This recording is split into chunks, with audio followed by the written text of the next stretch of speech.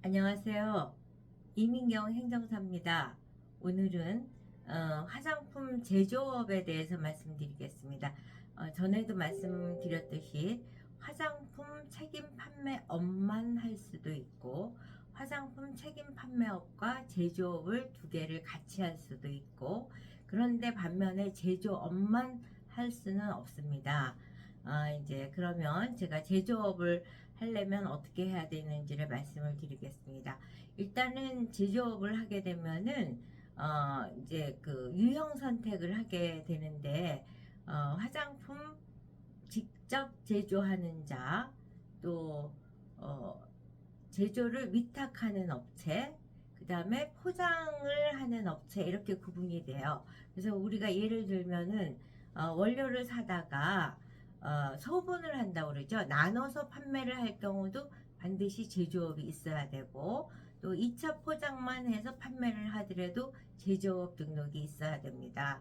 그래서 제가 그 화장품 사업을 굉장히 잘하는 어떤 분의 사례를 들었을 때, 그분께서 화장품 키트 제품, 그 여러 가지를 섞어서 완제품 하나를 DIY로 스스로 하는 경우에도 제조업 등록을 하고서는 그 사업을 해야 되는데, 그냥 가볍게 생각하고 화장품 책임 판매업만 했다가 이제 고발을 당한 케이스가 있습니다. 이처럼 제조업은 직접 생산을 하는 경우, 포장만 하는 경우, 뭐 이런 식으로 이제 다 제조업 등록을 해야 됩니다. 그리고 만약에 본인이 책임 판매업을 할 때 제조를 위탁하는 업체로 유형 선택을 했는데 제조업을 직접 하게 될 경우에는 제조업 등록도 해야 되지만 화장품 책임 판매업의 유형 변경도 같이 해야 된다는 점 유념하셔야 됩니다. 그러면 이제 제조업을 하기 위해서는 어떻게 해야 되냐? 이제 저한테 전화가 와요. 저희 화장품 제조업을 하고자 하는데요. 라고 하면 제가 핵심적인 질문을 늘 드린다고 그랬죠. 임대하셨나요? 제조하실 공간을? 임대했다면 건축물 대장 떼어봤을 때 해당 공간이, 그 건물 전체가 아닙니다. 그 해당 공간이 근린생활시설이거나 제조시설이거나 공장으로 용도가 기재되어야 되는데 맞나요? 라고 여쭤봅니다. 그러면 맞다고 그러면 그 제조시설이 몇 평이나 됩니다. 몇 평이나 됩니까? 이제 식약청에서는 제조시설에 대한 평수 제한은 없습니다. 그렇지만 7개 공간을 구획해서 만들어야 된다 보니까 적어도 20평 내외는 돼야 됩니다.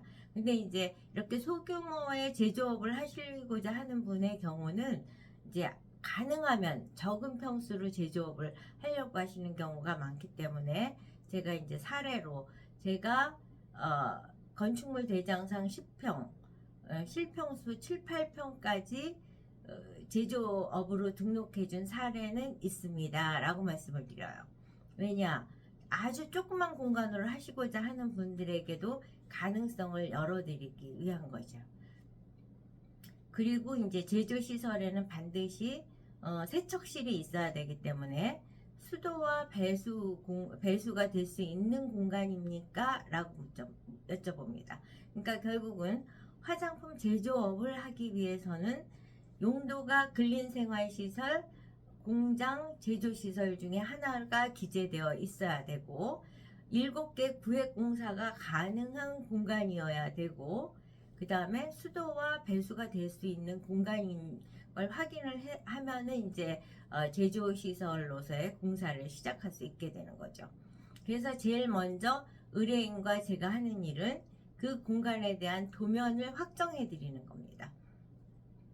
도면의 확정에 있어서는 7개 공간을 이제 문을 바로 열고 들어온 걸 주출입구라고 그러고, 출입구 이후에 탈의실 가서 옷을 갈아입고 보관실에 가서 원료를 갖고 와서 그 다음에 측량실에 가서 원료를 측량을 한 다음에 제조시설에 가서 제조를 하고, 그 다음에 제조시설에서 제조한 거를 포장을 해야 되니까 충진실에 가서 충진을 하고, 충진을 한 거는 이제 포장실로 가고 또 세척실이 필요하고 이런 식으로 7개 구획을 나눠서 공사를 하는데 그 각각의 7개 구획이 그냥 옆에서 문 열고 들어갈 수 있게 만들면 안 되고 반드시 가운데 복도를 갖고 탈의실을 갔다가 보관실을 갈 때는 바로 문 열고 들어가는 게 아니라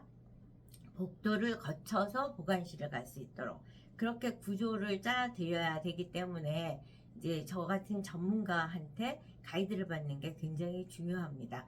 여기서 핵심은 뭐냐면 많은 사람들이 이제 공장 등록하는 공장하고 식약청의 화장품 제조업을 하는 거하고 혼돈을 하고 계십니다. 저 공장 다 있습니다. 다 시설 해놨습니다. 이렇게 말씀을 하세요. 저도 맨 처음에 행정사 시작했을 때는 공장이 공장이고 제조시설이 제조시설이고 똑같은 거 아닌가? 이렇게 생각을 했습니다. 근데 이제 의뢰인들을 설득시키기 위해선 제 나름대로의 논리를 개발한 거죠. 공장이라는 것은 구청에다가 등록을 하는 것이고 공장의 핵심 사항은 뭐냐면 이 공장에서 배출이 되는 공기 배출, 물 배출, 비산 먼지 배출 이런 게 배출이 돼서 주변 환경을 오염시키는 요소가 있는지 없는지를 보는 게 공장 등록 체크 포인트입니다. 이에 비해서 제조시설은 외부에 영향 미치는 거에 관심 갖는 게 아니고 식약청은 그 제조시설 내에서 생산된 완제품을 오염시키냐 안 시키느냐가 체크 포인트죠. 그래서 그 구조도 다르고 거기에 비치해야 되는 물품도 다른 겁니다. 비치 물품에서는 이제 포충등과 초음파 퇴치기와 제습기 그런데 그런 것들을 설치하는 이제 포인트들이 있어요. 그래서 제가 이제 제조업 등록을 할 때 이민경 행정사한테 쪽집게 가외를 해서 쪽집게 가외라는 게 모든 이제 교과서를 다 배우게 되면은 좋지만 다 배우고 외우면 좋지만은 그건 시간이 많이 들고 효율성이 떨어지니까 문제가 나올 수 있는 걸 쪽집게처럼 찝어서 해주듯이 제조시설 등록을 할 때도 이민경 행정사가 쪽집게 가외를 시켜서 제조시설 등록을 100% 해드리고 있습니다. 이렇게 이제 의뢰인이 신뢰할 수 있는 포인트를 잡아서 얘기를 하고 있습니다.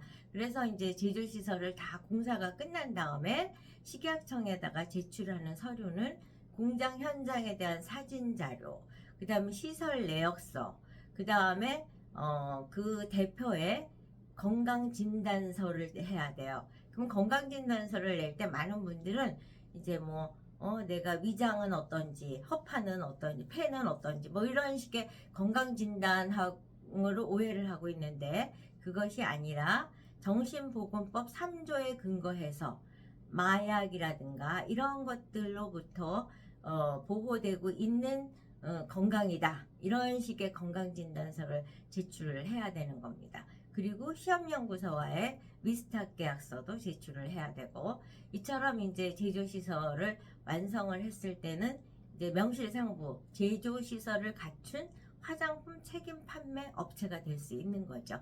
그래서 오늘은 화장품 사업을 함에 있어서 제조시설을 어떻게 갖추고 제조업 등록을 어떻게 하는지에 대해서 간단하게 말씀을 드렸습니다. 여러분 유익한 정보를 얻었다고 생각을 하시면은 좋아요, 구독 부탁드립니다. 여러분 다음에도 또 유익한 정보를 공유하도록 하겠습니다. 반갑고 감사합니다.